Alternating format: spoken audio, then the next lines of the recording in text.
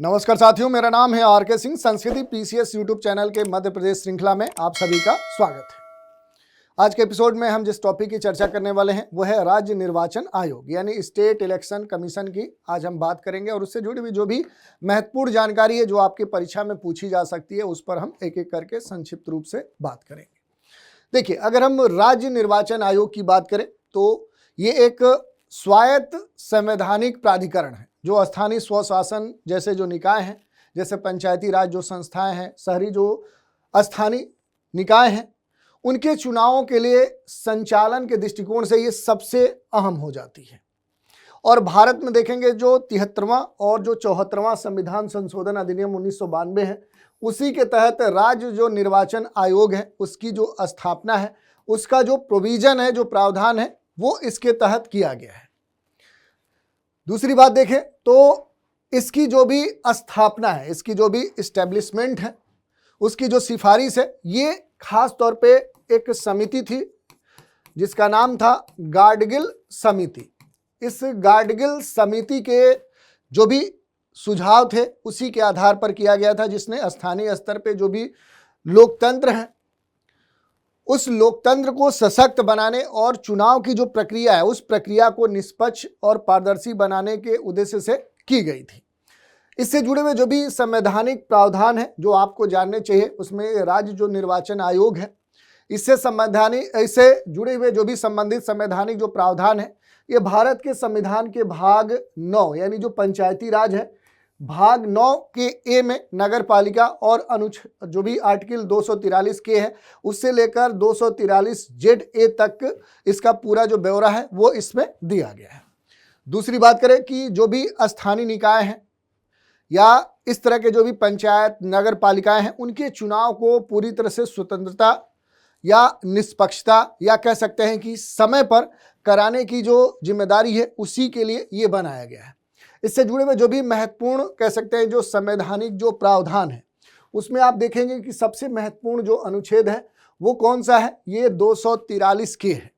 243 जो के है ये क्या कहता है तो देखिए, प्रत्येक राज्य में जो भी इलेक्शन है, जो चुनाव है, वो कराने के लिए एक राज्य जो निर्वाचन आयोग है उसकी स्थापना का जो प्रावधान है वो होना चाहिए। तो ये कहता है कि कोई भी राज्य के संदर्भ में कोई भी स्टेट है उस स्टेट में जो भी इलेक्शन है, जो चुनाव है, वो चुनाव कराने के लिए क्या होना चाहिए, एक जो राज्य निर्वाचन आयोग है वो होना चाहिए। तो ये कहता है कि निर्वाचन जो आयोग है उस निर्वाचन आयोग के होने का जो प्रावधान है वो ये प्रावधान आर्टिकल यहाँ पर दिखाता है, उसकी व्याख्या करता है। और दूसरी बात करें यहाँ पर जो मध्य प्रदेश राज्य है वहाँ पर मध्य प्रदेश में जो भी राज्य निर्वाचन आयोग का जो गठन हुआ ये सबसे महत्वपूर्ण है, क्योंकि मध्य प्रदेश में देखें जो राज्य निर्वाचन आयोग है इस आयोग का जो गठन है ये आपसे कई बार पूछा है। ये गठन कब हुआ था तो ये 1 फरवरी 1994 को हुआ था, 1994 को हुआ था। जो भी पंचायतें हैं तो पंचायतों के चुनाव की जो निगरानी है, दिशा निर्देश है, जो नियंत्रण है, वो सारे कार्य किसके होते हैं, इस राज्य निर्वाचन आयोग के होते हैं। तो ये आपको पूरी तरह से क्लियर करना है कि ये आपके लिए सबसे महत्वपूर्ण है। और राज्य जो निर्वाचन आयुक्त है इसकी जो नियुक्ति करता है वो कौन करता है, वो जो राज्य का गवर्नर है, जो राज्यपाल है, वो करता है। और राज्य निर्वाचन आयुक्त को उनके पद से केवल वैसे ही हटाया जा सकता है, कैसे, जैसे हाई कोर्ट के न्यायाधीश को हटाया जाता है, और वो भी किसकी सिफारिश से, तो राज्य जो विधानमंडल है उसकी सिफारिश से ही हटाया जा सकता है। दूसरी बात देखिए, मध्य प्रदेश राज्य जो निर्वाचन आयोग है उस आयोग गठन करने वाला जो भारत का प्रथम राज्य है वो कौन है, तो वो मध्य प्रदेश है। इसके अलावा 2-3 जो आर्टिकल हैं वो महत्वपूर्ण है, जैसे 243 जो जेड ए है ये आर्टिकल देखेंगे तो बड़ा ही महत्वपूर्ण है। और इसमें अगर आप बात करेंगे तो 2-3 चीज़ें आपको देखने को मिलेंगी। नगर पालिकाओं के चुनाव भी राज्य निर्वाचन आयोग की देखरेख में ही किए जाते हैं। राज्य विधान जो मंडल है कानून बनाकर राज्य निर्वाचन आयोग के जो कार्य होते हैं, जो शर्तें होती हैं, उनको तय कर सकता है। और इसमें एक खास बात क्या है कि मध्य प्रदेश राज्य जो निर्वाचन आयोग है उसके जो प्रथम अध्यक्ष थे वो NB लोहानी थे। कई बार पूछ लिया गया है। अगर अभी तक जो भी आयुक्त बनाए गए हैं उनकी अगर आप बात करेंगे तो लंबी फहरिस्त है। N लोहानी पहली बार हैं, 15 फरवरी 1994 और 16 फरवरी 2000 तक ये लंबा कार्यकाल इनका था। उसके बाद बहुत सारे चुनाव आयुक्त बनाए गए और अभी आप देखेंगे कि 1 जनवरी 2025 से वर्तमान 2026 तक कौन है, ये नाम आपके लिए महत्वपूर्ण है। मनोज कुमार जो श्रीवास्तव हैं, ये यहाँ के क्या है, ये मध्य प्रदेश के वर्तमान चुनाव आयुक्त हैं। तो इनका नाम आपको पता होना चाहिए, ये आपसे पूछा जा सकता है। जो राज्य निर्वाचन आयोग का मुख्यालय है वो भोपाल में है। इसमें केवल एक राज्य निर्वाचन आयुक्त होता है। केंद्र के भारत निर्वाचन जो आयोग हैं और राज्यों के जो राज्य निर्वाचन आयोग हैं, दोनों संस्थाएं अलग अलग हैं। जो इलेक्शन कमीशन ऑफ जो इंडिया है ये संसद, राष्ट्रपति और राज्य विधानसभाओं के चुनाव कराता है, जबकि जो स्टेट का जो कह सकते हैं इलेक्शन जो कमीशन है ये राज्य में जो भी पंचायत है, जो नगर पालिकाएं हैं, उनका जो चुनाव है उसकी जिम्मेदारी ये निभाता है। अगर इसके कार्यों की बात करें तो देखिए, कार्य की बात पहले ही क्लियर हो गई कि जो भी पंचायत हैं, जो नगर पालिकाएं हैं, उनका जो चुनाव है उसका जो आयोजन है वो कौन करवाता है, तो राज्य निर्वाचन आयोग करवाता है।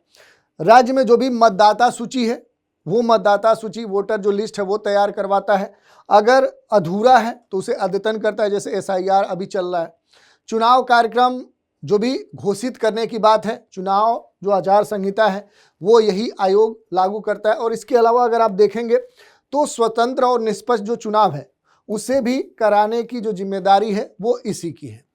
इसके आयोग के कार्यों की बात करेंगे तो राज्य निर्वाचन जो आयोग है उसका जो पहला महत्वपूर्ण कार्य है वो निर्वाचन क्षेत्रों का परिसीमन करवाना, यानी स्थानीय निकाय चुनाव में निष्पक्ष जो प्रतिनिधित्व है वो सुनिश्चित करवाना। मतदाता सूची की जो तैयारी है, जो संशोधन है, जिसमें चुनाव का सही और अद्यतन जो सूची है वो बनाए रखने की बात की गई है।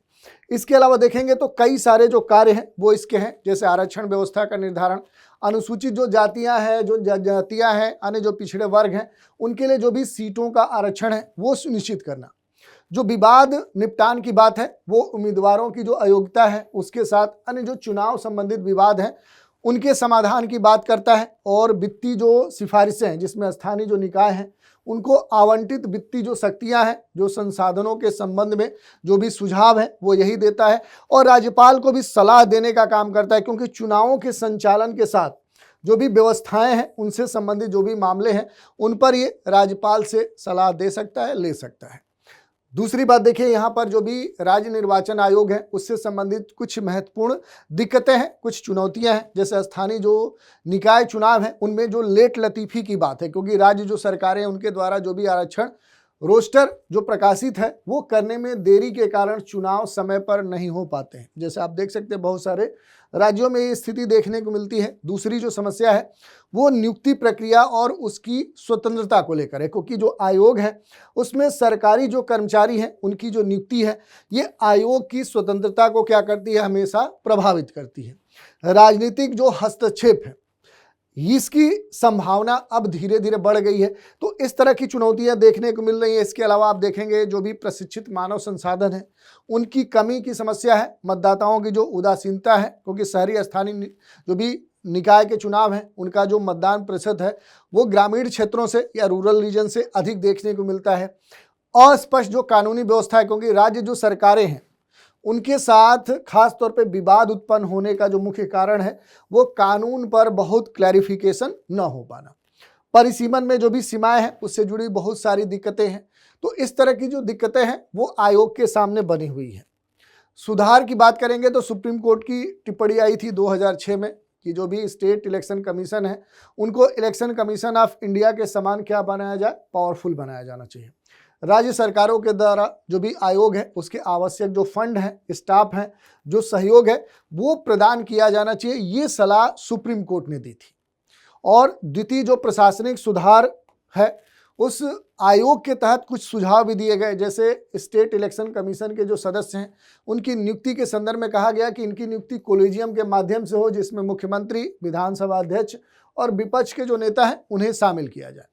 इलेक्शन कमीशन ऑफ जो इंडिया है और जो स्टेट इलेक्शन कमीशन है, इसके बीच में एक कोऑर्डिनेशन होना चाहिए संसाधनों के साझा उपयोग को लेकर, अनुभवों से सीखने को लेकर, और समय पर जो परिसीमन है, क्योंकि वार्ड और जो भी आरक्षण की समीक्षा है वो प्रत्येक 10 वर्ष में होना अनिवार्य किया जाना चाहिए। जो भी स्टेट इलेक्शन कमीशन है इसकी शक्तियों का विस्तार किया जाना चाहिए, चाहे वो आरक्षण व्यवस्था हो या मेयर के जो चुनाव है उसकी निगरानी हो। जन जागरूकता जैसे जो अभियान है वो चलाया जाना चाहिए, क्योंकि जो भी मतदान प्रतिशत है वो बढ़ाने हेतु मतदाता को साक्षर होना चाहिए, उसे अवेयर होना चाहिए। तो इस तरह के अगर प्रयास किए जाते हैं तो जो भी अंतर्निहित समस्याएं हैं उनको दूर किया जा सकता है। तो ये हमने देख लिया। न्यूज है यूपी लेखपाल के लिए कंप्लीट बैच 2025-26 15 जनवरी को 10:30 पर स्टार्ट किया जाएगा। कोर्स के जो भी महत्वपूर्ण फीचर हैं, नए पैटर्न के अनुसार पूरा सिलेबस का कवरेज दिया जाएगा। हर कक्षा में पीडीएफ नोट्स दिए जाएंगे। 250 से अधिक घंटों की कक्षाएं हैं, प्रैक्टिस टेस्ट होंगे, डाउट क्लियरिंग जो सेशन है वो इसमें आपको मिलेंगे। और प्रारंभ के 100 जो स्टूडेंट हैं उनके लिए फीस में विशेष छूट दी गई है। और भी कोई जानकारी चाहिए तो नीचे दिए गए जो नंबर हैं इन पर कॉल करके जानकारी प्राप्त कर सकते हैं, या फिर संस्कृति IAS की जो वेबसाइट है यहाँ विजिट करके जानकारी प्राप्त कर सकते हैं। तो आज के एपिसोड में इतना ही। आप सभी हमारे साथ बने रहें, इसके लिए धन्यवाद।